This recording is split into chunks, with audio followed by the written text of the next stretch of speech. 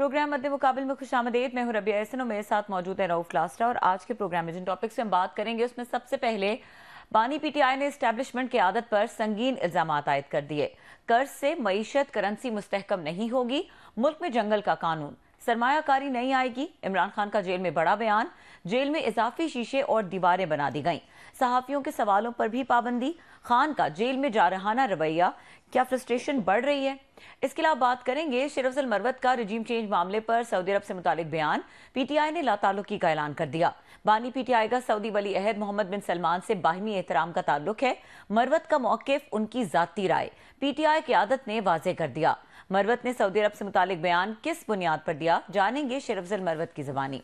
इसके अलावा बात करेंगे सऊदी अरब के माविन वजीर दिफा अहम दौरे पर पाकिस्तान पहुंच गए। आर्मी चीफ के साथ अहम मुलाकात मुतवक्के।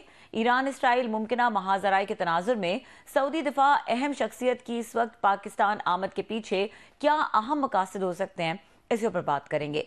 इसके अलावा बात करेंगे नैब ने नवाज शरीफ को तोशाखाना केस में क्लीन चिट दे दी। नवाज शरीफ को तोशाखाना से गाड़ी खरीदने के केस से बरी करने की सदा। साबिक वज़ीर आज़म ने गाड़ी तोशाखाना से नहीं ली, ये नैब का मौक़िफ़ है। इन तमाम टॉपिक्स को आज के प्रोग्राम में शामिल करेंगे and classes of starting from जो बानी पीटीआई की इस वक्त स्टेट ऑफ माइंड है और जिस तरह से वो अच्छा, बड़ी अजीब सी बात है कि एक दो मुलाकातों का पहले का जो अहवाल है उसमें ये था कि बुशरा बीबी ये काम कर रही थी, उनको रोक रहे थे। अभी उन्होंने जो फौज की क़यादत है उसका नाम लेकर उन्होंने कहा मैं छोड़ूंगा नहीं इनको, और अगर बुशरा बीबी को कुछ हुआ, क्या आप फ्रस्ट्रेट हो रहे हैं, क्या मसला है? आपको याद आएगा कि हम उसमें GTV में थे, आप भी साथ थे, तो हमने एक दफ़ा उनको इजाज़ुल हक साहब को लिया था, जनरल ज़िया के जो साहबजादे हैं, हमारे साथ शो में थे। और उनकी आदत है इजाज़ुल हक साहब की, खुली बात करते हैं, जब तक बात कर लेते हैं वो थोड़ी स्ट्रेट बात करते हैं, इफ्स एंड बट्स में नहीं पड़ते। तो मेरा ख्याल है कि 7-8 अप्रैल था, लास्ट ईयर की बात है। तो उनसे ये सवाल किया गया था कि उन भुट्टो साहब को जो 4 अप्रैल को उनको फांसी लगी थी, 3 दिन बाद हमने उनको शो में लिया था। तो उनसे पूछा था तो उन्होंने कहा था कि जनाब के मेरे वाले साहब जो हैं वो इतना ज़्यादा भुट्टो साहब के सख्त उस तरह खिलाफ नहीं थे, ठीक है, हटा दिया गया था, कैद हो गए थे, मरी में गेस्ट हाउस में रखा हुआ था। तो वो कहते हैं कि उन्होंने इनको ना भुट्टो साहब को एक टेलीफोन कॉल की थी। अच्छा। और उस कॉल के दरमियान उनके दरमियान तलखी हुई थी और भुट्टो साहब ने मेरे वाले साहब को बड़ी उन्होंने सीरियस किस्म की थ्रेट्स की थी। बाद में रिपोर्ट भी हुआ कि भुट्टो साहब ने उनको धमकी दी थी जनरल ज़िया को कि मैं आया बाहर तो मैं आता हूँ तो मैं देख लेता हूँ, क्योंकि कोई जो प्राइम मिनिस्टर हो कभी सोच नहीं सकता उनका जो माहतियत आर्मी चीफ है जिसको उन्होंने कुछ अर्सा पहले खुद ही चीफ लगाया है वो उनको कैसे कैद कर सकता है। या बंदे की अपनी एक अपने बारे में असेसमेंट होती है कि मैं इतनी बिग चीज़ हूँ मैं, और होना भी चाहिए कि आप इस मुल्क के प्राइम मिनिस्टर हैं, आपके हाथों से ही वो सारे लोग अपॉइंट हुए हैं, तो वही आपको अगर कैद कर लें साहब ज़ाहिर आपकी ईगो भी हर्ट होती है, आपकी अपने लिए एक गुस्सा भी आता है। It's understandable. सो भुट्टो साहब ने उनको थ्रेट किया, उनकी गुफ्तगू के दरमियान ये उनकी जो तलख ये गुफ्तगू हुई, उसके बाद वो कहते हैं कि हमारे वाले साहब जो हैं वो इस शायद वो नतीजे पर पहुंचे कि भुट्टो साहब का बहर आना जो है ना वो मेरे लिए ठीक नहीं है। और आपको याद हो कि भुट्टो साहब बहर भी गए थे उससे पहले, तो उन्होंने जाके जिस तरह की तकरीरें की थी तो उसके बाद उनको दोबारा कैद किया गया था। एक दफ़ा भुट्टो साहब जो है रिहा भी हुए थे 77 की coup के बाद, उनको वक्ती तौर पर फिर उनको बताया जाता है कि कैद किया गया था, जिसके बाद उनके जहन में आया कि नहीं भुट्टो साहब अगर आज़ाद हुए तो ये फ़ौज के लिए या फ़ौजी क़यादत के लिए जनरल ज़िया के लिए मसला पैदा करेंगे। सो उनका ये कहना था कि फिर, और लोग उस वक्त ये कहते थे, अब ये बात मैं अपनी तरफ से नहीं कह रहा, ये सुनने वालों को पता होगा कि वो अगर उस वक्त मशहूर हो गया था कि जनाब कब्र एक है और बंदे दो हैं, जनरल ज़िया और भुट्टो साहब के बारे में। तो मतलब अब ये चीज़ें एक अंडरस्टैंडेबल भी होती हैं कि जो बंदा जेल में बैठा है, कैद में है, जिसको महसूस हो रहा हो मेरी पार्टी पे ज़्यादतियाँ हुई हैं या मेरे साथ हुई हैं, या अच्छा मेरा ख्याल खान साहब ज़्यादा जो गुस्से में आए हैं अगर मुझसे पूछें, अपनी हद तक तो बहुत सारी चीज़ें वो टॉलरेट करते रहे हैं, उस वक्त उनकी टोन टेनर बड़ा डिफरेंट था। ये सारे मामलात वो जज्बाती हुए हैं, अब इसको जज्बाती कहें, गुस्सा कहें, एंगर कहें, इसको थ्रेट कहें, जो आज उन्होंने बातें की हैं, ये बुशरा बीबी साहिबा के हवाले से वो बड़े सेंसिटिव हैं। ये हमेशा से रहे हैं खान साहब अपने स्पाउसेस के हवाले से, अगर उन पर कोई बात करें ना वो सेंसिटिव रहे हैं। एक दफ़ा तो मुझे भी उन्होंने, उस वक्त हमारे एक दोस्त थे तो वो कुछ उन्होंने ट्वीट्स किए थे, तो खान साहब ने मुझे भी कहा था कि आपके दोस्त हैं उनसे रिक्वेस्ट करें कि मुझ पर ट्वीट्स कर लें। मेरी बेगम उस वक्त ये थी, ये हो गई रिहाम खान साहबा थी, तो वो कहते मुझ पर ट्वीट्स कर लें तो मेरी उस पर बेगम साहबा पे ना करें। तो उन्होंने मुझे कहा था कि हमारे कोई दोस्त है मेरे, खैर मैंने उनसे रिक्वेस्ट भी की थी, उन्होंने खैर वो रिक्वेस्ट मान भी ली थी। तो ये कहने का मतलब ये कि खान साहब हमेशा से इस मामले में सेंसिटिव रहे हैं। अच्छा, बुशरा साहबा के हवाले से वो बहुत ज़्यादा सेंसिटिव हैं। आप कभी उनको देखें, उनका नाम बड़ी अकीदत से लेते हैं, मतलब है ये बड़ा कम होता है कि मियाँ बीवी में इस तरह का अकीदत वाला कोई रिलेशनशिप हो। खान साहब को आपको महसूस होता है कि अकीदत से, जब ये प्राइम मिनिस्टर थे, बशीर मेमन साहब जो हैं वो DGFIA थे, तो मुझे याद है इन्होंने उस वक्त जब लोग कोई इस पर सोशल मीडिया पे, ट्विटर पे कोई उनकी बुशरा साहबा की कोई फोटोशॉप तस्वीर लगाते थे या कमेंट करते थे, तो प्राइम मिनिस्टर हाउस से बाकायदा जाता था उनको, उनके आजम खान साहब उस वक्त कहते थे DGFIA को, बल्कि मुझे ये भी पता है उन्होंने 15 लोगों के नाम दिए थे इनको कि इनके खिलाफ आप FIA में इनके टेररिज्म केसेस पे ट्रायल करें, साइबर के जो इशू थे कि इन्होंने बुशरा साहबा के इन्होंने इस तरह की चीज़ें इन्होंने यूज़ की हैं, तो उनको समझाया गया था सर ये साइबर उस लाज में आता है, ये टेररिज्म के तहत नहीं हो सकते। कुछ जर्नलिस्टों के नाम भी थे, 2-3 एंकर्स भी थे, मैंने खुद देखे हुए हैं वो नाम जो थे। सो 15-20 के इन्होंने नाम दिए थे इमरान खान साहब ने कि इन पे टेररिज्म के केसेस करें कि बुशरा साहबा पे इस तरीके की उनको मॉक कर रहे हैं, इंसल्ट कर रहे हैं, ये चीज़ें कर रहे हैं। और उनसे नाराज़गी की वजह मेमन साहब से वन ऑफ द रीजन ये भी थी, बाकी भी थी, ये भी थी। सो खान साहब हमेशा से बड़े सेंसिटिव रहे हैं बुशरा बेगम साहबा के हवाले से, और अब उनको सजाएं हुई हैं जिनका वो ये बर्दाश्त नहीं करते थे कि कोई ट्वीट करे और या कोई उनकी तस्वीर पे कोई कमेंट इस तरह का गलत करके फेसबुक पे चढ़ा दे, वो करे, वो चाहते टेररिज्म के केसेस करें इन पे। अब ये पता चला कि उन्हीं ही बेगम साहबा को सजा हो गई है। 2 केसेस में हुई है ना, अगर मैं गलत नहीं कह रहा, एक इद्दत केस में थी और एक मेरा ख्याल है वो जो तोशा खाने वाले केस में थी। चले वो तोशा खाने वाली हद तक भी ठीक था, अब इद्दत वाला केस इट्स वेरी एम्बैरेसिंग। इस वक्त अगर देखा जाए तो उसको अभी तक सस्पेंड तो नहीं हुआ। सो दूसरे लफ्जों में खान साहब की जो उनकी इस वक्त स्टेटस है दैट्स वेरी डिस्टर्बिंग वन, कि अदालत ने जिस तरह का फैसला दिया है, कल को और उन पे एप्लीकेशंस आ सकती हैं कि जनाब अब इस पे फर्दर इसको लेकर चलें केस को। अभी तो उन्होंने उसको नल एंड वैड करार दिया ना कि जो कुछ हुआ था गलत हुआ था, या इद्दत का टाइम था, बला बला चाहिए। इसकी और भी कॉम्प्लिकेशंस हैं और भी कंसिक्वेंसेस, अगर उनके मुखालफिन आगे चल पड़े तो ये मजीद होगी। सो खान साहब के जो अंदर का एक एंगर है, गुस्सा है। अच्छा, इसका पास्ट भी है साहब, जनाब मुनीर साहब के हवाले से DG ISI थे, उन्होंने अगेन इसी ही बुशरा साहबा के हवाले से उन्होंने जाके बताया था उनको कि सर एक्सीलेंसी, और उनको दोस्तों ने मना भी किया था उस जनाब मुनीर साहब को कि सर आप मत करें, ये आप उनको मत बताएं कि आपकी बेगम साहबा जो है ना, कोई उनको हीरे जवाहरात या कोई उनको पैसे या कौन व्हीलिंग डीलिंग जो कुछ कर रहा है। तो उस वक्त रिपोर्ट किया जाता है कि आसिम मुनीर साहब ने कहा था उन्होंने जनाब कि मेरा एज ए DG ISI मेरा ये काम है कि मैं अपने प्राइम मिनिस्टर को प्रोटेक्ट करूं, और प्रोटेक्ट इसी तरीके से हो सकता है कि उनको बताऊं कि कौन कौन लोग जो हैं उनकी बनी गालत की एक्सेस है और किस तरीके से पैसा, हीरे जवाहरात या अंगूठियां वगैरह जो है ना वो यूज़ करें। कल को प्राइम मिनिस्टर हमारा खतरे में आएगा कि उसकी पोजीशन कंप्रोमाइज्ड होगी अगर उसकी फैमिली जो है इस तरह के एक्ट्स ऑफ ओमिशन कमीशन में है। उन्होंने मेरे अगर ड्यूटी बनती है, और उन्होंने खान साहब को बताया तो खान साहब नाराज़ हो गए और जनरल बाजवा साहब को कहा जी फ़ौरन हटाएं। सो ये एक हिस्ट्री है, पास्ट है।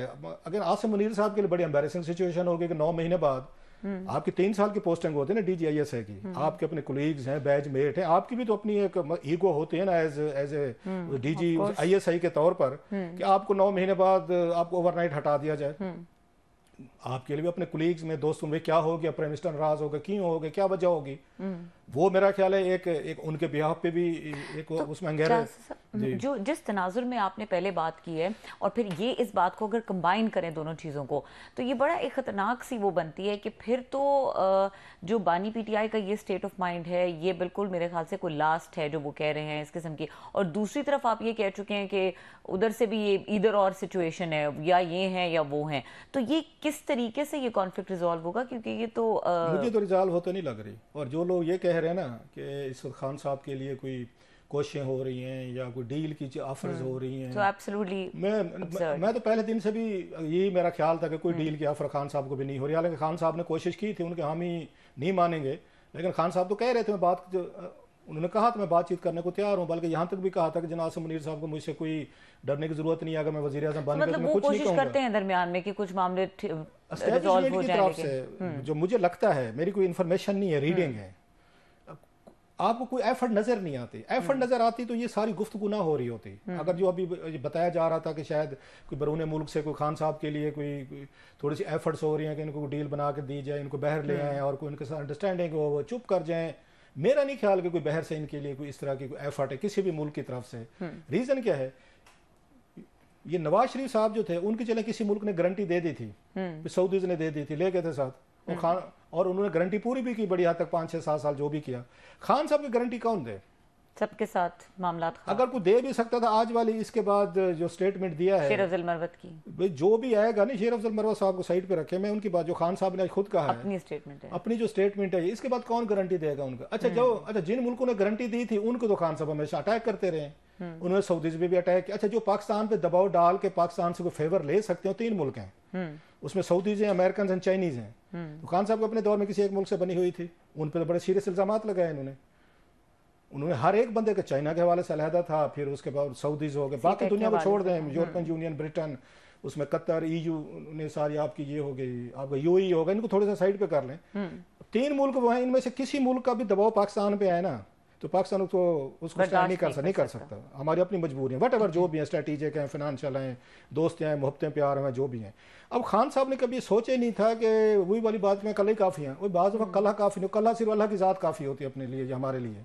उसके बाद आपको यहाँ पे आपको वो चाहिए होती हैं, आपको पार्टनरशिप चाहिए होती हैं, आपको अलाइंसेस चाहिए होते हैं, आपको दोस्त चाहिए होते हैं, आपको एसोसिएशन चाहिए होती हैं, कुछ सोशल लाइफ चाहिए होती है, इवन इंटरनेशनल लेवल पे भी आपको सोशल लाइफ चाहिए होती है। अब खान साहब ने किसी के साथ बना के नहीं रखी, एक मुल्क को कोई एक बता दें, किसी मुल्क के हेड ऑफ द स्टेट ने, इवन आपको याद होगा प्यूटन, इनका बड़े, इन्होंने अपनी अपनी जाती महफिलों में कहते होते, प्यूटन से मेरी बड़ी दोस्ती हो गई, 3-4 पता नहीं कितने घंटे बैठ रहे। क्या प्यूटन ने इवन आपको याद हो जब इन पर अटैक हुआ था, गोली लगी थी, कि उनकी तरफ से कोई स्टेटमेंट आया अपनी हमदर्दी का, या उन्होंने कॉल कर ली हो, या जब इनको सजा दी गई खान साहब को, किसी एक मुल्क का बताएं जिन्होंने इस पर अफसोस का इजहार किया? चलो उन्होंने कंडमनेशन ना की हो कि अगर रियासतों के अपने मामलात होते हैं, एक मुल्क हो जिसके वजीर खारजा ने, कोई सदर ने, कोई वजीर आजम ने, उन्होंने अफसोस का इजहार भी कर दिया, किसी एक ने।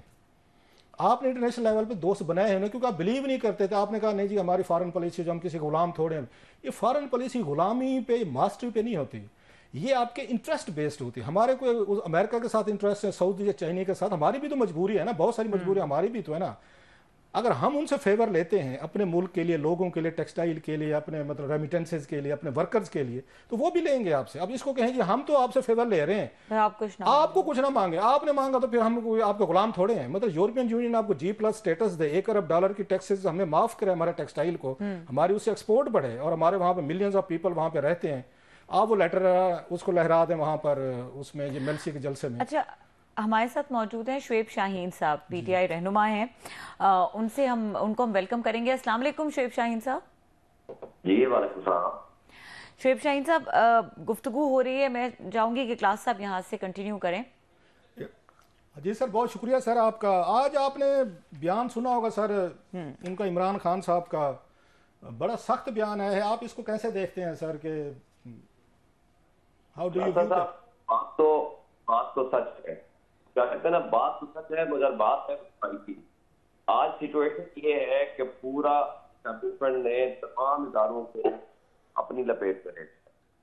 आखिरी आप सब देख लें, 6 जजेस इस्लामाबाद हाई कोर्ट के, उनके जो कंटेंट्स हैं, अगर हम उसको ओपनली शायद इतना डिस्कस भी ना कर सकें आपके प्रोग्राम में, मुझे ये बताएं कि अगर ये मुल्क की सिचुएशन है, आप बहावल नगर वाला वाकया उठा लें, आज आईन में तब्दीली का सिर्फ हर शख्स जो है वो परसेप्शन रख के बैठा हुआ है कि काजी फाइसा साहब के साथ उनकी खिदमात के सिलसिले में उनकी एक्सटेंशन और चीफ ऑफ आर्मी साहब की एक्सटेंशन होने वाली है। और अगर ये सारी चीजें हमने मद्देनजर रख के इदारों को हमने अपना बागी बना के सामने खड़ा कर देना है, तो ये आईन और कानून की बालादस्ती नहीं है किसी सूरत। आज आपका एक्स ट्विटर बंद है, आपका मद्दे मुकाबला आपका इंडिया आज IT के पता नहीं कितने बिलियन प्रोजेक्ट्स लेके आगे चल रहा है, और हालत आप ये है वो बुलेट ट्रेन चला रहे हैं, उस समंदर में चला रहे हैं, और सऊदी अरब $100 बिलियन की इन्वेस्टमेंट करता है। आपके यहाँ सिर्फ $5 बिलियन की, वो भी पता नहीं कब होगी, अभी तो सिर्फ बातचीत शुरू की है, उसके ऊपर हम फूले नहीं समा रहे। आपके मुल्क में इन्वेस्टमेंट ओवरसीज सबसे बड़ा हमारा सोर्स है, वो नहीं आएगी जब तक आपके मुल्क में कानून और इंसाफ की बालादस्ती नहीं होगी, आइन की बालादस्ती नहीं होगी। मैं खुद आपके सामने बैठा हूँ 1,05,000 वोट लेके फॉर्म 45 के मुताबिक, सिर्फ मैं नहीं, मेरे कॉम्पिटिटर से मुस्तफा खोकर, उसकी भी यही स्टेटमेंट है, वही फॉर्म, जमात इस्लामी, TLP और वो सारी तंजीमें जो बाकी लोग इलेक्शन कर रहे थे, सब मेरे साथ हैं, सबने प्रेस कॉन्फ्रेंस की है। कठपुतली को उठाया, उसको दिया गया। बात यह है कि अगर हमने मुल्क को कानून के मुताबिक नहीं चलना, फिर बादशाह कायम कर देना। आप डिक्लेयर कर दें कि हम बादशाह हैं, एक शख्स का हुक्म चलेगा और बाकी सब जो 25 करोड़ आवाम और रियाया है वो गुलाम है, तो ठीक है हम मान लेंगे, फिर और कोई ऑप्शन हमारे पास अगर नहीं है तो। अच्छा सर, ये बताएं, आपकी बातें बिल्कुल आई एग्री विद यू कि आपकी जो अप्रीहेंशन है या बाकी चीज़ें वो ठीक कह रहे हैं, लेकिन कल हमने देखा कि शेर अफजल मरवत साहब ने एक स्टेटमेंट दिया है सर, उन्होंने सऊदी अरेबिया के हवाले से कि वो भी रजीम चेंज में वो भी शामिल थे, MBS भी शामिल थे।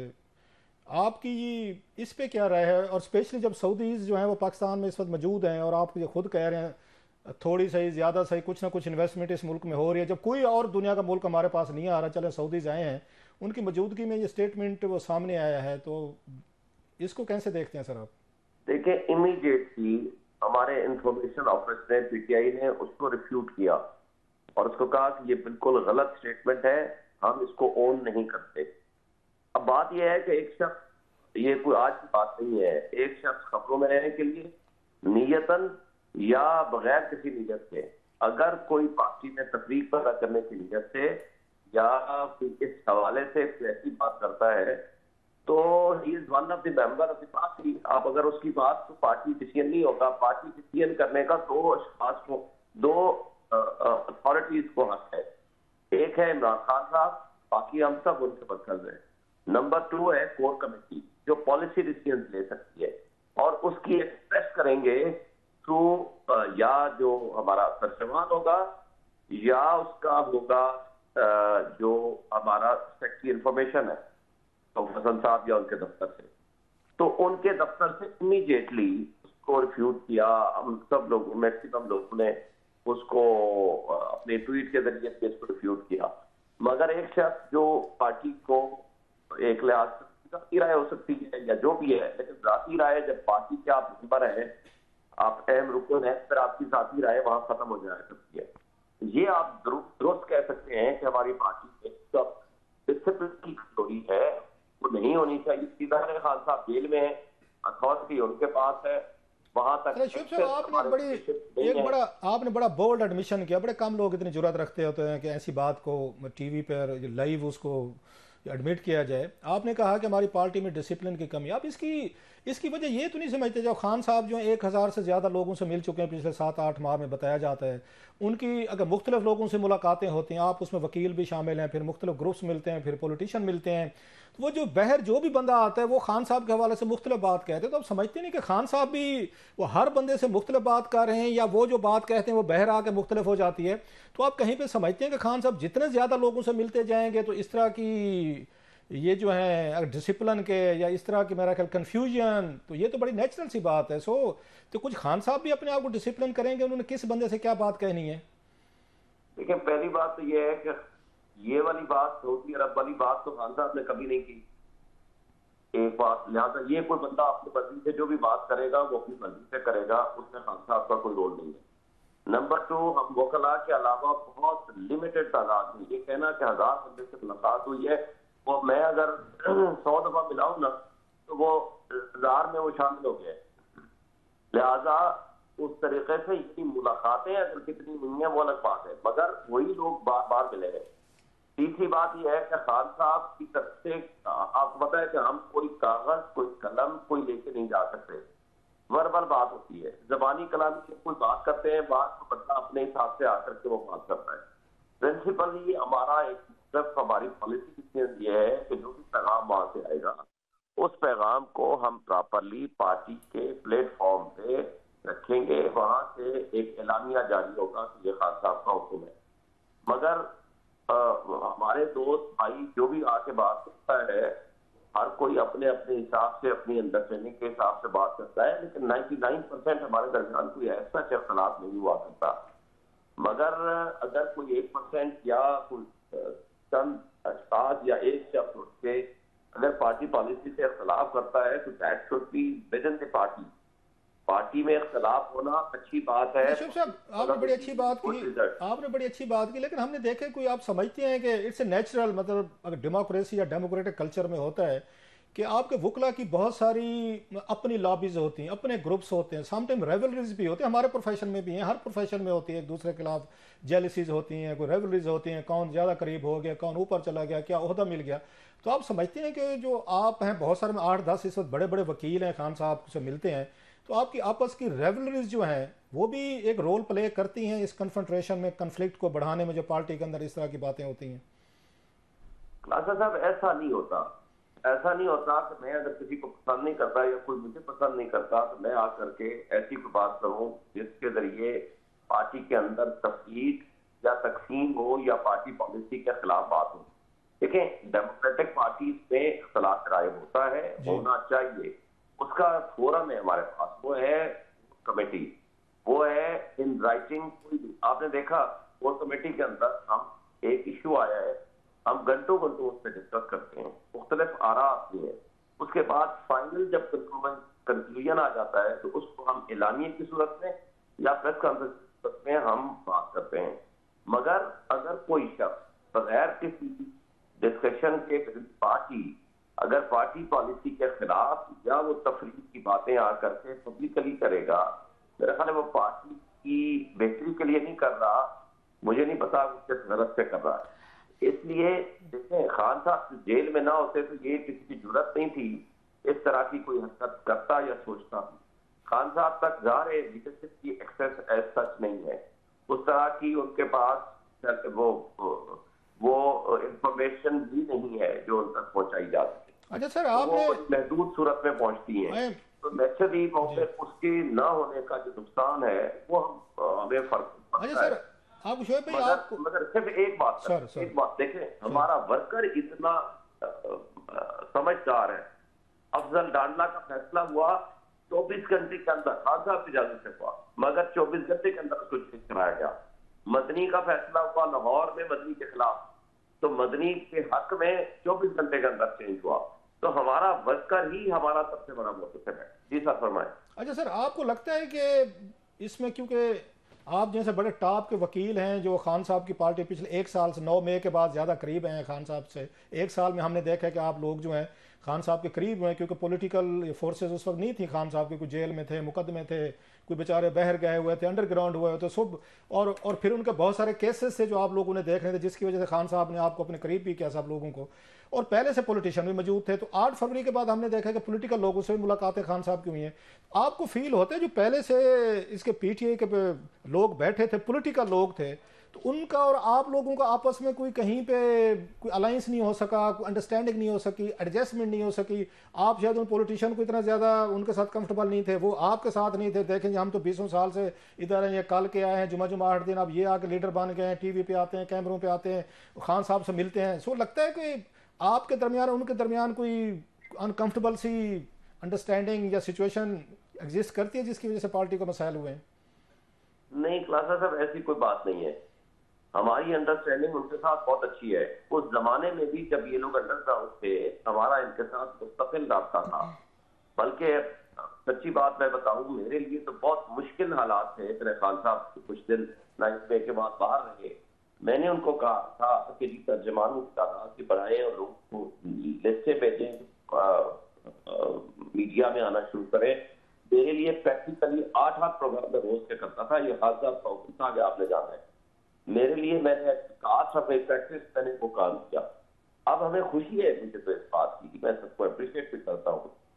हमारे लोगों ने वो मुश्किल टास्क लिया जिस वक्त कोई बंदा खुल के बात करने को तैयार नहीं था, और अल्हम्दुलिल्लाह मुझे तो ये सादत हासिल है 9 मई के बाद। उससे पहले भी मैं कर रहा था, मगर 9 मई के बाद मैंने खुल के फोकस पार्टी का रखा, लोगों को मायूसी की तरफ जाने से बचाया, और वो मेरी services cause of the party या for the cause of the constitution and democracy थी, जो मेरा ईमान का हिस्सा है कि इस मुल्क को आईन की बात। शोएब भाई, आपने बड़ी अच्छी बात की कि आपने स्टैंड लिया, बात की, और बाकी ऐसे 2-3 लोग थे जो 9 मई के बाद जिन्होंने बात की, बोलना शुरू किया। You were again one of them. ये बात शेर अफजल मरवत भी कहते हैं कि जब कोई बंदा बाहर आने को तैयार नहीं था, खौफ था, डर था, तो मैं आया, जल से जुलूस किया, लोगों को बाहर निकाला। अभी हमने देखा मरियम यहाँ पर रियाज भट्टू साहबा हैं सर, ये बुशरा बेगम साहबा की बहन है। उन्होंने कल परसों एक ट्वीट किया, वेरी लीथल ट्वीट, और उन्होंने उसमें कहा है अगेन, क्योंकि वो कोई अगेन एक होता ना कामनर तो नहीं है, उनकी बहन है बुशरा साहबा की। उन्होंने 3 लोगों के नाम लिए अपने ट्वीट्स में। उन्होंने कहा ये वो 3 लोग हैं, ये किधर हैं, कहाँ पर हैं, इन्होंने टिकटें लेनी थी, इन्होंने यहाँ पर आगे सेनेटर बनना था, एमएनए बनना था, तो ये आगे आगे थे, भागते आते थे, अब कोई नजर नहीं आते, ना कोई एहतजाज करते हैं, बल्कि बड़ा सख्त लफ्ज़ यूज़ किया, शेम ऑन देम। तो और साथ में ये भी कहा उन्होंने कि जनाब के इनकी अकाउंटेबिलिटी करनी चाहिए, वर्कर्स को कहा। ये बुशरा साहबा की बहन ने कहा, मरियम साहबा ने, उसमें 3 नाम थे, हामिद खान साहब का था, अली जफर साहब का था, और ये लतीफ़ खोसा साहब का। तो वो तो बड़ा मैसिवली डिससेटिस्फाइड लगी हैं, जैसे ये कंप्रोमाइज़ हो गए ये तीनों लोग। टिकटें लेनी थी, करीब आना था तो आए, अपना काम निकाला, तो तू कौन मैं कौन, रात गई बात गई। तो हाउ वुड यू, और -1 का फॉर्मूला, और -1 का कहा कि शायद ये लोग -1 कराना चाहते हैं इमरान खान से, उनको मैनेज करके पार्टी चलाना चाहते हैं। सर देखिए, मेरा नहीं ख्याल कि गलतफहमी का नतीजा हो सकता है। विद रिस्पेक्ट मैं उनसे ये कहूंगा कि पहली बात तो ये है कि वो पार्टी में ऐसा उतनी एक्टिव तो नहीं है। मेरा भी आज से कोई रास्ता नहीं है, मेरा ख्याल है कि मेरी उससे बात भी नहीं हुई। मुझे पहले ने किसी ने बताया था इस तरह की कोई ट्वीट हुई है, लेकिन मैंने देखी नहीं। मगर बात यह है कि हर शख्स की अपनी एक राय हो सकती है, वो राय गलत भी हो सकती है और गलतफहमी पे मबनी भी हो सकती है। देखें, पहली बात तो यह है कि अब माशाल्लाह लीडरशिप आगे आ गई है, जिसकी हमें खुशी है। अब मैक्सिमम मामला वो लीडरशिप के हाथ में है, जो कि कोर कमेटी में। शोएब भाई, मैं आपकी बात काट रहा हूँ, बड़ी अहम बात कर। वो तो कहते हैं लीडरशिप है नहीं, that's what she is saying, Maryam साहबा के ये टॉप के लोग हैं ना। हामिद खान साहब लीडर हैं, उसके बाद ये अली जफर साहब को तो चेयरमैन बना रहे थे पार्टी के, वो लीडर है। लतीफ़ खोसा साहब इतना बड़े आदमी है सर, इनसे बड़ी लीडरशिप क्या हो सकती थी? वो तो उनको क्वेश्चन कर रहे हैं, और आपने कहा उनकी जाती राय हो सकती है। वो तो फिर शेर अफजल बरवत साहब ने भी बात कही थी, वो भी जाती राय। उनकी मरियम साहबा जो उनकी बहन है, आप इनको समझते हैं कि मरियम साहबा ने बात की होगी without the consent and blessing of, उन्होंने बुशरा साहबा की होगी इतनी बड़ी बात के पार्टी के तो जो 3 बड़े लोग हैं उन पर डायरेक्ट अटैक किया है, और तीनों इलेक्टेड हैं, वो सेनेटर्स हैं सर, सारी एक एमएनए है उसमें। नहीं, खोसा साहब तो एमएनए है, और आमिर खान साहब भी रिसेंटली सेनेटर है, और अली जफर साहब भी तो इन दो से मुस्तकिल रास्ता है सर। खोसा साहब के हवाले से तो ज़ाहिर है काफी दिनों से मेरी मुलाकात ज्यादा नहीं हुई, मगर उससे पहले थ्रू वो खुल के बोलते भी रहे, आते भी रहे, और उन्होंने बड़ा स्टैंड लिया, और मेरा ख्याल है हमारा पार्टी का ऐसे है। इसी तरह आमिर खान साहब प्रोफेशनल ग्रुप, हमारे मुतला के ग्रुप के सरबराह भी है, और इमरान खान साहब उन पर पूरी तरह ट्रस्ट करते हैं, और जो भी कोई बल्कि लीगल टीम के वो हेड हैं, तो इसलिए मेरा नहीं ख्याल कि वो किसी भी हवाले से कंप्रोमाइज है।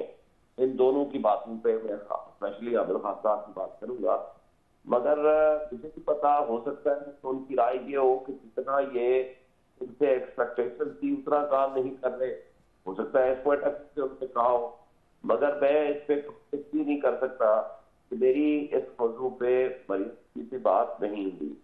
या तो मेरी कोई बात होती या कोई हवाले से कोई इंफॉर्मेशन रखता तो मैं कोई बात करने के काबिल होता। ठीक है, बहुत शुक्रिया शोएब शाहीन साहब, आपने हमें वक्त दिया एक्सक्लूसिव गुफ्तगू की। यहाँ पे वक्त हुआ है ब्रेक का। ब्रेक के बाद बात करेंगे, सऊदी वफ्द इस वक्त पाकिस्तान में मौजूद है, और इस अहम मौके पर जिस वक्त ईरान इसराइल का एक तनाज़ा चल रहा है, सऊदी वफ्द की यहाँ पर आमद और जो इसके नतीजे में डिस्कशंस हो सकती हैं वो किस नौयत की होंगी, इसके ऊपर ब्रेक के बाद बात करेंगे। हमारे साथ रहिए।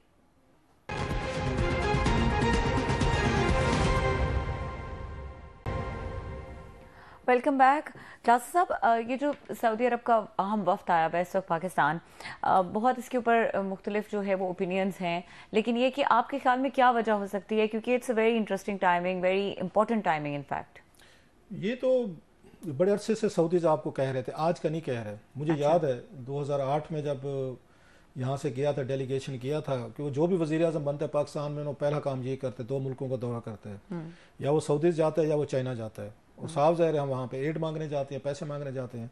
तो 2008 में उस वक्त जरदारी साहब और गिलानी साहब इकट्ठे गए थे, तो मुझे याद उस वक्त हमने खबरें की थी, तो ये भी बड़े बड़े यहाँ से वो लेकर गए थे प्रोजेक्ट्स, चीज़ें। जो सऊदीज़ को सबसे बड़ा मसला है, चाइनीज़ को भी है, कि हमारे पास इतनी कम्पिटेंसी नहीं। मैंने बड़ा एज ए रिपोर्टर क्लोजली देखा है। अच्छा, वो हमें ये कहते हैं कि हम आपके साथ इन्वेस्टमेंट करना चाहते हैं। हम कहते हैं इन्वेस्टमेंट के चक्रों में ना पड़े, आप सीधे सीधे पैसे दें हमें, नकदी दें। तो वो कहते हैं ना नकदी दें इनको, कि हमें पैसे दें। वो कहते हैं भाई साहब अब जरा पैसों से हट के कमाना सीखें। वो ये ना उनके चाइनीज़ मिसाल जो है कि किसी को कोई भूखे को ना आप उनको खाना ना खिलाएं, उसको जाकर इसका मछली का शिकार सिखाएं। वो आपको शिकार सिखाना चाहते हैं। हम बेचारे मजदूर हम चाहते नहीं भाई साहब भाई आप हमें काम पे न लगाएं। वो जो हमारी सराय की ना एक बड़ी इंतहा खूबसूरत मिसाल है जो फिट आती है। मैं तो अगेन अपने बारे में कहता हूँ ताकि कोई और नाराज ना हो जाए। तो हमारी साइड पे कहते होते थे कि एक ना लफ्ज होता है मुहावरा, कम जवान दी मौत है, कि काम किया तो मर जाएंगे सोए रहो। और दूसरा सोने पे है हमारे यहाँ है कि जवान को या भूख उठावे या धूप उठावे जवान नहीं वो तो बाद उठना सुता पे, या तो उसको भूख लगेगी वो उठेगा, या उसके बाद धूप आ गई सुबह सुबह तो फिर उठना पड़ेगा और वो भी 4 पे लेके फिर 6 में किसी का जाके सो जाएगा। ये निकम्मेपन की नहली की, मैं अपनी बात कर रहा हूँ और किसी की बात नहीं कर रहा, नाराज ना हो। ये हमारा डीएनए कहें, हमारा कल्चर कहें, हमारी हैबिट्स कहें कि हम काम नहीं करना चाहते। तो पूरी दुनिया ये कहती है भाई साहब, आपको अमेरिकन ने ये कहा कि आप आए हमारे साथ बिजनेस करें, आपको चाइनीज यही कहते हैं, फिर सऊदीज कहते हैं, सारी दुनिया कहती है। हम कहते हैं भाई पैसे दें, और हमने सऊदी से, यूएई से, चाइना से पैसे कैसे लिए हैं? हमने उनसे 3-4 बिलियन डॉलर्स लेके स्टेट बैंक में हमने उनको आके 4% प्रॉफिट दे रहे हैं। इट्स क्वाइट बिग अमाउंट, 4% जो अच्छा खासा मार्कअप बनता है डॉलर्स में। तो हमने हर साल उनसे रोल ओवर करा लेते हैं, उनके साथ बिजनेस नहीं करने को तैयार। वो आपको कहते हैं प्रोजेक्ट्स लेके हैं जो फिजिबल हो। हमारे पास नो मतलब ऑफेंसेस, मैं सबकी ब्यूरोक्रेसी अच्छे लोग भी हैं, इनसे एक प्रोजेक्ट भी तैयार नहीं होता जिस पे दुनिया फाइनेंस करने को तैयार हो जाए, या उनके नजदीक ये फिजिबल हो, इससे कुछ पैसे आप भी कमाए हम भी कमाए। सो सऊदीज आज का नहीं कह रहे, ये 2008 का मुझे खुद का पता है, उन्होंने कहा बना के। ऐसे चाइना ने आपको बहुत कुछ कहा, बाकी मुल्कों ने कहा। हमारी ब्यूरोक्रेसी में इतनी कैपेसिटी नहीं रहेगी माजरत के साथ, वो इसमें इंटरेस्टेड नहीं है। कि कॉम्पिटेंसी का मसला है या क्या? दो चीजें, कॉम्पिटेंसी का है, काम करने से जान जाती है हमारी कि काम कौन करे, मेहनत कौन करे। वही वाली बात है, वो अगेन कहते हैं दुख उठाए फाख्ता भी और कौवे खाएं अंडे। हम कहते हैं दुख वो उठाएं, चाइनीज उठाएं, अमेरिकन उठाएं, सऊदीज करें, मेहनतें करें, डॉलर कमाएं और हमें पैसे दें। और हम यहाँ पे अगर हमें पैसे ना दे तो हम उनसे नाराज हैं कि आप अच्छे हमारे दोस्त हैं। सो अभी भी मैं समझता हूँ हमारे यहाँ वो काम करने की ना कैपेसिटी है, ना लोग काम करने चाहते। कोई इदारा एक बता दें, एक जो इस वक्त आपका उस प्रॉफिट में जा रहा है, कौन सा इदारा? आपका रेलवे तबाह हुई है, आपकी पीए ये बेच रहे हैं, आपने स्टील मिल जो आपका सबसे बड़ा था वो बेच दिया। लॉ एंड ऑर्डर की सिचुएशन हमने पिछले दिनों अपने 2 इदारों को देख लिया कि कितना डिसिप्लिन है हमारे यहाँ, ये कितना है। यही लोग जो हमारे एक दुख होता है कि ये रूलिंग एलीट है, जरदारी साहब का बिजनेस उठाएं, आप इन नवाज शरीफ साहब को उठाएं, या किसी भी इसका ये एमएनएज हैं, ये वजीर है, ताजिर है मोस्टली ज्यादा, वहां पे सही काम अपने लिए सही पोस्ट पे सही बंदा लगाएंगे। इत्तेफाक फाउंड्री में ठीक बंदा लगाएंगे, इमरान खान साहब नवल में उसमें नमल में या उस शौकत खाना में ठीक बंदा लगाएंगे, लेकिन पंजाब में वो बुजदार लगाएंगे, उस्मान बुजदार लगाएंगे, और केपी में वो उनको गंडापुर साहब को लगाएंगे। अब ऐसे लोगों को आप लगा सकते हैं अपनी शौकत खानम में अच्छा सेम हैपेंस विद ये आसिफ अली जरदारी साहब, नवाज शरीफ साहब, इनके बिजनेसेस बूम किए हैं। वहां पे बड़ा इंतहाई ईमानदार और डट के बड़ा करैक्टर वाला, इंटेग्रिटी वाला बंदा ढूंढेंगे। अपने इनके कारोबार ऊपर के किसी एक का कारोबार बताएं जो इस मुल्क में घाटे में गया हमारे रूल में। जब ताजरों को उठा के आपने हुकूमतें दे दी हैं और सियासतदान आपका गायब हो गए, ताजर तो फिर प्रॉफिट लॉस पे चलता है और लॉस वो बर्दाश्त नहीं कर सकता। तो आपके यहाँ वो क्लास ही नहीं है। वफ्द क्यों यहाँ पे आया क्लास? साफ ज़ाहिर है, ये तो हम अगेन आपको सपोर्ट करना चाहते हैं ना आपसे, आपको, क्योंकि हर दफा वही वाली बात है। अभी भी उन्होंने यही कहा है ना, उनको ये खबर आ रही थी, बताया जा रहा था पीए की बात भी कर रहे हैं, आप पीए हमें दें। हमारे एयरपोर्ट जो है उनको आउटसोर्स किया जा रहा है। कोई 1-2 दोस्त मिले ना बड़े इस पे ऑफेंड थे, देखो यार वो एयरपोर्ट भी आपके आउटसोर्स हो रहे, हम वो भी नहीं चला। मैं क्या आप कौन सी चीज चला सकते हैं, जरा मुझे कोई एक चीज बताएं, एक चीज बताएं। मतलब एक दूसरे का सर फोड़ने के अलावा, डांगे मारने के अलावा इस मुल्क को मतलब सिविल वार जैसे एक सिचुएशन पैदा करने का आप अलावा पूरा दिन यहाँ ट्विटर सोशल मीडिया पे मतलब गालियां देने के अलावा आपको क्या काम आता है? मुझे समझा दिए कौन सा, मैं अपने आप से पूछ रहा हूँ कि ये समझा दे, आप कर क्या सकते हैं? मैं तो होने दें आउटसोर्स, आप होने दें आउटसोर्स, मैं आपके शायद कोई $2-4 को पैसे आपको मिल जाएं। मतलब इस वक्त सारी चीजें जो है दुनिया में जहां पे थी, और बात चीजें डिलिबरेटली भी खराब की गई हैं, ये नहीं है बेचने के लिए कि इनको बेचेंगे और अपने फ्रंट मेनू के जरिए हम ये जो है ना सारी चीजें खरीदेंगे। अच्छा क्विकली क्लास साहब, हम बात करना चाह रहे हैं थोड़ी सी शाहिद खाकान अब्बासी साहब के बारे में। उन्होंने आज अपनी पार्टी के हवाले से बड़ी इंटरेस्टिंग बातचीत की। उन्होंने कहा कि इस वक्त हमारी पार्टी में जो शामिल है, तो उन्होंने कहा जी लॉन्च हो रही है फॉर्मली, ये अनाउंस्ड, और फिर उन्होंने कहा कि इसमें वो लोग शामिल होंगे उनके लिए वक्त की ये ज़रूरत है कि क्रेडिबिलिटी बहुत उनकी अच्छी हो, उनकी पास लोगों में उनकी एक्सेप्टेंस बहुत अच्छी हो। अदरवाइज ये एक सवाल उनसे हुआ कि जी आपसे जावेद हाशमी ने कोई रब्ता किया या आपसे चौधरी निसार ने कोई रब्ता किया, तो उसके जवाब में उन्होंने ये बात कही कि नहीं, वी वांट कि सब क्रेडिबिलिटी वाले लोग हों। अब रात ही मैंने शायद खान अब्बासी साहब की तारीफ की है। अब आप चाहते हो कि मैं बैठ के अगले वो जो ना आज उनकी थोड़ी सी वो करो, मैं वही रेवोल्यूशनरी इस किस्म की उन्होंने लेकिन बात क्या करूं, की मजबूरी है। और मैं अक्सर मैं रात भी कहा था कि आधा शहर मुझसे नहीं मिलना चाहता, आधे से मैं नहीं मिलना चाहता, कि कहीं ना कहीं टक्कर लग जाती बंदों की। ऑन ए सीरियस नोट, अब शायद खान अब्बासी साहब जब वजीर आजम बने थे तो इनकी उसमें ये कैबिनेट में एक बंदे ने ये वजीर बनने से इनकार किया था। उन्होंने कहा नहीं जनाब, शायद खान अब्बासी साहब मुझसे बड़े जूनियर है, मैं तो इनके वाले साहब के साथ मैंने पॉलिटिक्स वो शुरू की थी 85 में, तो मैं उनके कैबिनेट में नहीं बैठूंगा। And I will appreciate him. वो वहद आदमी था जिसने अपनी वजारत नहीं ली थी, हालांकि वो वजीर दाखिला थे नवाज शरीफ साहब के, वो थे चौधरी निसार अली खान, जिनका उनसे पूछा गया कि चौधरी निसार अली खान साहब अब जो चौधरी निसार अली खान साहब इनकी ये कैबिनेट में वजीर नहीं लगे थे, इनके नीचे आपको ख्याल पार्टी ज्वाइन करेंगे, नंबर 1। नंबर 2, जावेद हाशमी साहब अपने आप को वो, मैं उनके बारे में कहते नहीं नाराज हो जाते हैं वो, और बड़े शदीद नाराज होते हैं, गुस्सा करते हैं, तो मैं तो कुछ कह नहीं सकता। जावेद हाशमी साहब अपने आप को नवाज शरीफ साहब से बड़ा लीडर समझते हैं और उन्होंने कुर्बानियां भी दी हैं, कोई शक नहीं है। जब नवाज शरीफ साहब डील करके बहर वहाँ जद्दा और लंदन में बैठे थे तो जावेद हाशमी साहब पे तो अगर उनमें वो हो रहा था, उन पर आप कह सकते जना मुशर्रफ दौर में उन पर तशद्दुद हो रहा था, उन्होंने बड़ी सजाएं भुगती हैं। ये अलहदा चीज़ है कि जावेद हाशमी साहब भी किसी एक जगह नहीं टिकते, उनको टिकना चाहिए था। और जब कोई पावर में आने लगे पार्टी उनकी अपनी इतनी, उसके बाद मुश्किलों के बाद वो जंप लगा के पोजीशन में बैठ जाते हैं। अब जब नवाज शरीफ साहब वापस आ गए थे 2008 में, अगेन ये आपको याद होगा 7 में, 2013 में वजीर आजम थे, तो ये जाके 2011 में उनके साथ इमरान खान साहब के साथ मिल गए थे, जो इनको फ्रूट मिलना चाहिए था। इमरान खान साहब पावर में आ रहे थे तो वो उनके यहाँ कंटेनर डी चौक से चले गए, तो उन्होंने खान साहब तो फौजियों के साथ मिलकर यहाँ पे मुल्क में वो कर रहे हैं, और दोबारा तो उसमें चले गए। आजकल फिर इमरान खान साहब की मोहब्बत उन पर सवार हुई है, उस वक्त वो वापस चले गए थे नवाज लीग में। ये तो जावेद हाशमी माजरत के साथ सुन लिया तो मुझे बड़े नाराज होंगे। आई होप कोई ये क्लिप उनको भेजेगा भी नहीं, ये मेरी उनसे रिक्वेस्ट है सुनने वालों, ना उनको गिबत करेगा कि रऊफ ने आपके बारे में बातें की हैं, वो बड़े शदीद नाराज हो जाते हैं। आपको लगता है चुपी रहेंगी? नहीं, मेरा ख्याल है बात पहुंच जाएगी। अगर पहले से माफी मांग रहा हूँ, हैविंग सेड ऑल दिस, अगर ब्रेक लेनी है तो ले लें, फिर हम आके जी इसी को कंटिन्यू करते हैं। ब्रेक के बाद हमारे साथ रहिए। Welcome back. क्लास साहब, आप शाहिद खान अब्बासी साहब की पार्टी के हवाले से कमेंट कर रहे थे। इस पे कल मुझे याद दिलेगा, फिर इस तफसील से बात करेंगे, टाइम कम। मैं छोटा सा एक और चीज़ देख रहा था, आज मेरी ना बाई चांस किसी से मुलाकात हो गई, तो कोई इसी पे हुई, शाहिद खान अब्बासी साहब। मैं एक बात देखें, पीपल्स पार्टी के उसमें डिसिप्लिन में और नवाज शरीफ साहब के डिसिप्लिन में, उन्होंने गिलानी साहब को वज़ीर आज़म बनाया, जरदारी साहब ने राजा प्रवेश साहब को बनाया, बहुत सारे लोगों को नई टिकट मिले, बहुत सारे मतलब रज़ा रब्बानी साहब और भी बड़े लोग हैं। अब वो डम पी रहे, चुप पी रहे, किसी ने कभी कोई बात नहीं की, कोई तकरीर नहीं की, कोई उन्होंने जाके पार्टी को पब्लिकली, हो सकता है आपस में उन्होंने की हो गॉसिपिंग। अब जरदारी साहब ने उनको दोबारा, एक को उन्होंने आपको याद होगा वो बनाया, स्पीकर कौमी असम्बली बनाया अपने राजा प्रवेश साहब को, और गिलानी साहब को तमाम तरह एस्टेब्लिशमेंट के प्रेशर के उनको चेयरमैन सेनेट बना दिया। मैं पार्टी की वो बता रहा हूँ।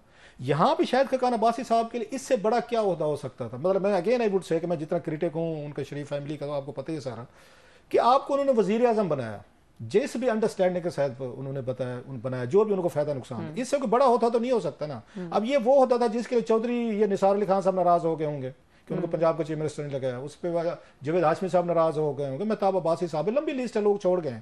आपको पिक करके वजीर आजम बने, इससे बड़ी चीज क्या हो सकती थी? मेरा ख्याल है, इनको, मेरे व्यू हो सकते बहुत से लोग ना एग्री करें, इस ओहदे के बाद आपको रिटायरमेंट ले लेनी चाहिए या चुप करके सेनेट में आ जाए। अब आप एल्डर्स में शामिल होते हैं या फिर कौमी असम्बली में इलेक्शन लड़े, अकेले लड़ लें। अभी वो इलेक्शन ही नहीं लड़े, उन्हें लड़ना चाहिए था।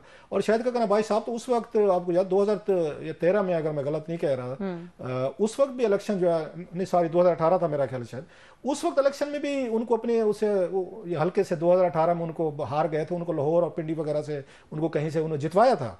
सो उन्होंने, पार्टी ने हमेशा, उन्होंने नवाज शरीफ साहब ने, कंपनी ने शाहिद खान अब्बासी साहब को कम अज कम, इनको जो नाराजगी के वजूहात हैं वो थोड़ी सी कोई बिजनेस है, कोई पर्सनल है। अच्छा। मेरा ख्याल है शाहिद खान अब्बासी साहब को एक लार्जर पिक्चर देखनी चाहिए थी। बाज़ दफ़ा पुराने दोस्तों के साथ आपको वेल लेफ्ट करना पड़ता होता, लेकिन मेरा ख्याल है वो वेल लेफ्ट पे ना बिलीव नहीं रखते। ठीक है क्लास साहब, यहाँ पे इसी बात करेंगे इस पे, शायद जी बिल्कुल कंटिन्यू करेंगे और इसी प्रोग्राम पे, इसी नोट पे प्रोग्राम का इख्तिताम करेंगे। देखने के लिए शुक्रिया, इजाजत दीजिए, अल्लाह हाफिज।